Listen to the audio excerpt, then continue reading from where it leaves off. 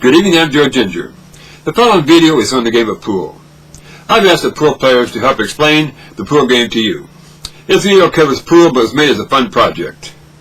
I wanted to include everyone I could to make it more interesting.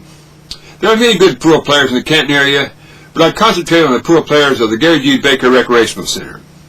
We have several good players at the center, but I will tell you about two of the outstanding players in this area, Judex James and Chuck Little. Julie Ma will tell you some of the history on pool and introduce Judex James and Chuck Little. Thank you.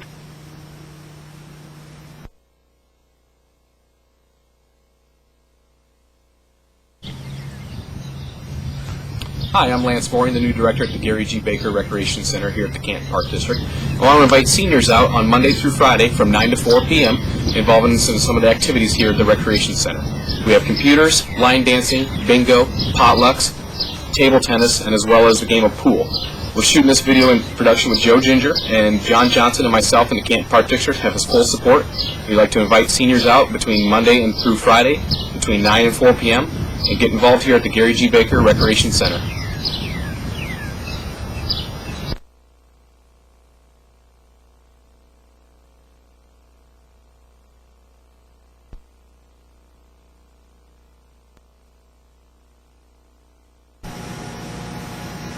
The history of billiards is long and very rich. The game has been played by kings and commoners, presidents, mental patients, ladies, gentlemen, and hustlers alike. Most of our information about early billiards comes from accounts of playing by royalty and other nobles. It has been known as the noble game of billiards since the early 1800s, but there is evidence that people from all walks of life played the game since its inception. In 1600, the game was familiar enough to the public that Shakespeare mentioned it in Antony and Cleopatra. 75 years later, the first book of billiards rules remarked of England that there were few tones of note therein which hath not a public billiard table. Pool has been played at the Gary G. Baker Recreation Center since 2004, when the center first opened. Some of the players that are playing today started playing pool here at that time, and they're still having fun.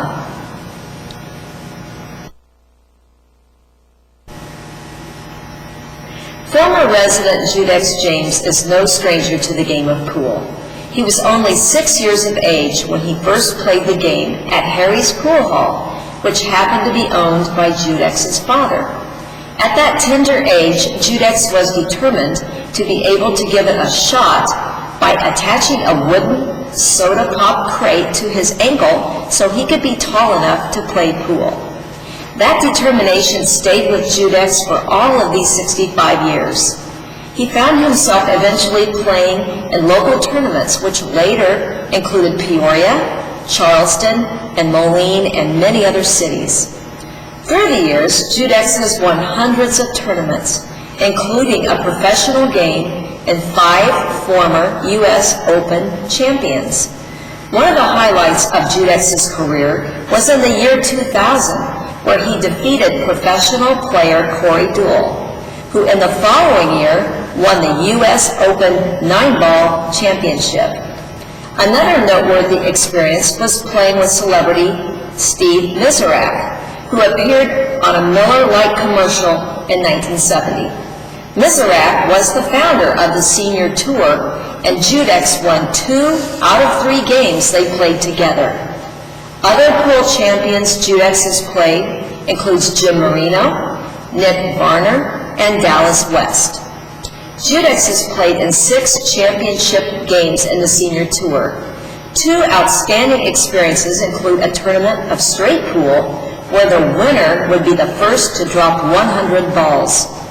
The opponent broke and never got a chance to shoot again in that game, as Judex ran the table 7 times and dropped 100 straight.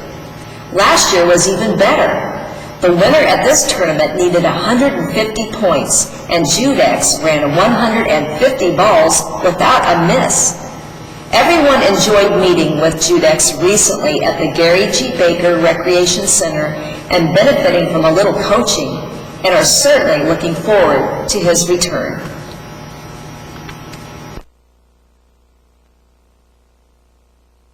Everybody, I'd like to introduce Mr. Judex James.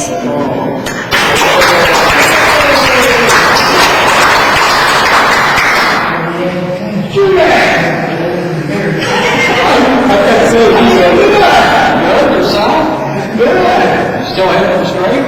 No. Nobody can at this age. As long as it's a shot glass, you can do How you doing? Still around, can't walk around.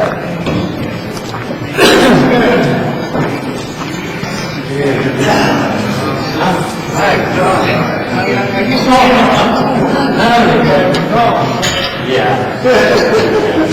I don't really play. What was that?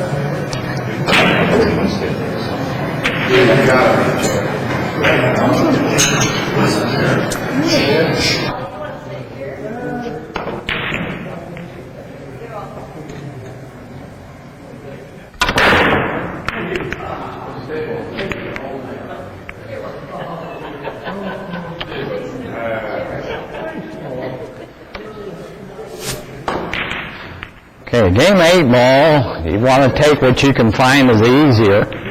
These balls are tied up, so at some point in time, I'm going to shoot a stripe. I got to get this 13 ball out of there as quick as I can. Because the more stripes I got on the table, it's easier to find the ball to break that out. Other than that, the balls are not laying too bad, so I got to work on getting this 13 out.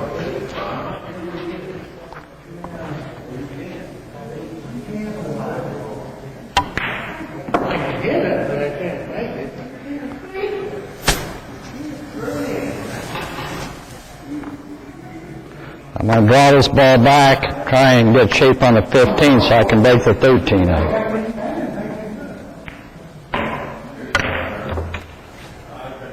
Now I got an angle when I make this ball, the cue ball is automatically going to go this way, so I'll be able to knock the 13 out. Then I got to see what I can shoot next. 12 goes in the corner or in the side, depending how I get a breakout.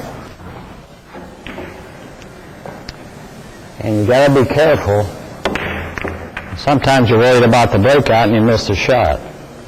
Now I tied up 2 more balls, so here I'm going to shoot the 11 and get down here where I can shoot either one of these balls to break them out, and then I should be all right if I can get position. So just a gentle stroke. Now that turned out pretty good. 13 straight in, the 9 goes here. So I'll probably shoot the 13 up here, try and get shape on the 9, so when I shoot the 12 in the side, I can get position on the 8 ball.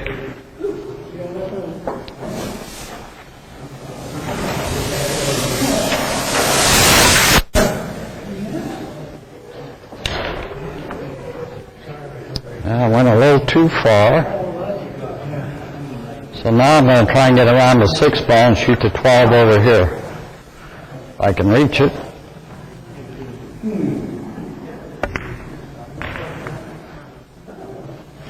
Came up a little bit short. Made the shot tougher, now I got to cut it in the side and worry about not scratching.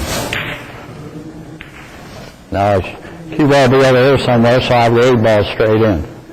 So now all I got to do is worry about making this ball.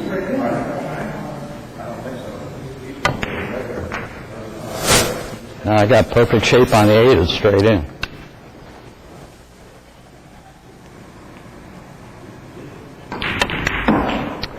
So in this game, when the ball's tied up, you got to try and break it out as quick as you can, and then you work backwards from the 8 ball. You want to leave a shot where it's easy to get on the 8 ball. The 8 ball was here. I had a ball here. So you want to leave your last stripe, or whatever your object ball is, fairly close so it gets easy on the 8 ball. So you really work backwards from the 8. Actually, you should have 2 balls. Where I had the one in the side, I just didn't get very good position, and instead of being straight in the side, I had to cut it and draw the ball over here. But you work backwards from the 8. And once again, if you got a ball tied up of your set, you want to try and break it out as quick as you can, because the more balls you got on the table, it's easier to break out the ball that's tied up. So that actually was a fairly easy run out.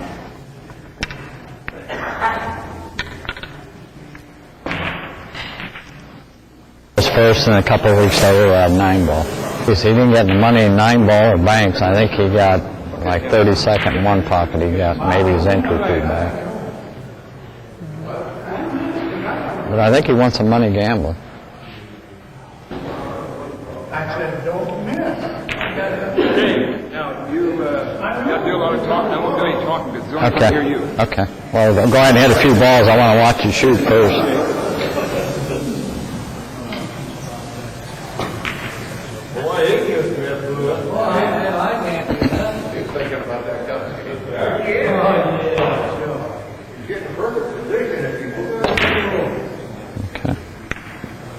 I just want to watch your stroke. Okay. All right.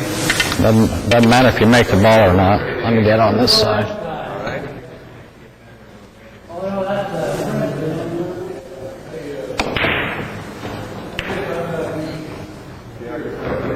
Put the cue ball on the spot and just shoot a ball. I just want to see how far you go through. Just shoot any ball. That's all right. Tendency you have for a lot of players, instead of it's like golf or anything else, instead of shooting through the cue ball, they shoot at the ball. You followed through good. You should go through the ball 2, 3, 4 inches, depending how hard you shoot. A lot of people do this. They drive at it, the cue ball's on the spot, they don't go through the ball. What you want to do is follow through like that. Okay, I was wondering there too, whether when I'm doing this, whether I'm doing this or not. Here's what you want to do. Basically, you get the best stroke when you put the tip of the ferrule on the ball and make your bridge, however far it is. Normally, you want to be about, your elbow should be about 90 degrees. Tendency of most amateurs are way up here, and it's not 90 degrees. You get more stroke when you're at 90 degrees and you go through the ball. Even if you shoot easy, you should follow through at least a couple inches. So you don't just shoot at the cue ball, you shoot through it, so you go through it. I exaggerated that a little bit. You don't have to go that far through it. All right, then. But then I was wondering, when I'm here, if I go like that or not. You have a little longer bridge than I would say. Normally, you want to be about like this. Oh, really? You're about. Because here's why. If you're off a little bit here, if you got that long a bridge, by the time you get the cue ball, you may not hit it where you aim. Okay. So you want to be a little closer. But you go through the ball, which is fine, and you're pretty close to being 90 degrees back here, which is fine. Okay. All right, we'll see here. Yeah, see, that's, you're tall, but that's fine there. Yeah, see, you went through probably 4 inches, which is good. A lot of people don't do that. A lot of them just shoot at the cue ball, and they stop. You don't want to do that. You want to go through the ball, and you do it fine. Okay. So really, the reason why I'm missing out of them is what... It's a stroke. I mean, you got a computer up here, and, I never was much for ghost balls or aiming or anything. Your computer in your head will tell you where you have to hit the ball. You draw an imaginary line, you don't do it, but you know about where you have to hit the ball. So the object is to get that stroke. Now, you can do, a lot of people say you get down this line where the rail is and make sure you're going straight. Another one is if you don't hit the cue ball where you're aiming and you put spin on it, like I'm just going to try and hit it in the center and come straight back. Now I put a little spin on it and see what happens. So when I line up a shot, the first thing I do is see where I'm going to hit the cue ball. And I'll do my practice strokes there. So if I'm going to hit a dead center, I look at the cue ball, Then I'll go to the object ball and line up. And I always start with the cue ball. Some people don't. But if you don't hit the cue ball while you're aiming, you put spin on the ball, you're not going to make the shot because the spin will make the ball go different. So this is... You go back to the last thing you look at is the object. No, the last thing I look at is the object ball. First thing I look at is the cue ball. I want to see where I want to hit the cue ball. Then I get there. Then I line up the shot. And then when I come back, I look at the object ball. So the last thing I look at is the object ball. But this is straight in. If I put a little spin on the ball, and let's say I hit the cue ball a little right of center, it's going to throw the ball to the left, I'll miss the shot. So even though I'm going to hit the ball where I'm supposed to hit it to make it, if I put spin on the ball, it'll throw it way off. So you have to make sure two things. One, you hit the cue ball while you're aiming, and the second one, with a stroke, you hit the object ball. English, you have to account for the English. If you don't have to, I wouldn't use it. Right. Because here's an exaggeration. Here's what happens. You put all right-hand English, the ball squirts to the left. Yeah.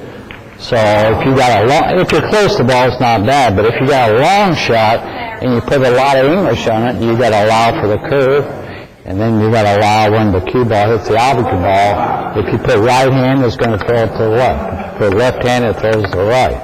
So you got to allow for the curve.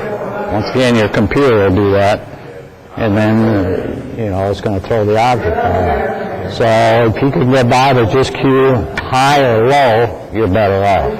Now, you said a basic stroke. It looks fine. It's working fine. It's just I have to. The only thing I would say looks like to me, you shoot up on the ball. When you shoot. Oh, really? Yeah, your cue ends up higher than where you hit the ball, which, once again, if anything, you want to shoot down a little bit because now you're getting more mass of the ball. If you end up hitting it and going up, you don't get all the mass of the cue ball and it'll take some of the stroke off. So, if anything, you want to go down a little bit. Okay. It looks like to me you go up a little bit, but Yeah, I probably do. But I'll take a shot here to show you. Okay. I mean, I'll do it the way that I have been doing. Okay. Well, that wasn't bad. It's better than you do, but normally you want, unless you're cueing it high, but if you're center or low, you want the cue ball go down, the tip go down, because that way you get mass of the ball. It'll help your stroke. But you can, sure.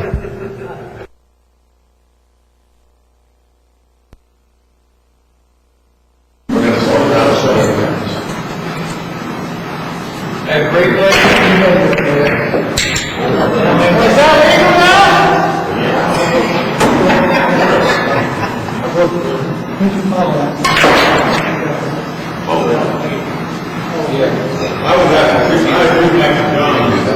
I need to have a conversation.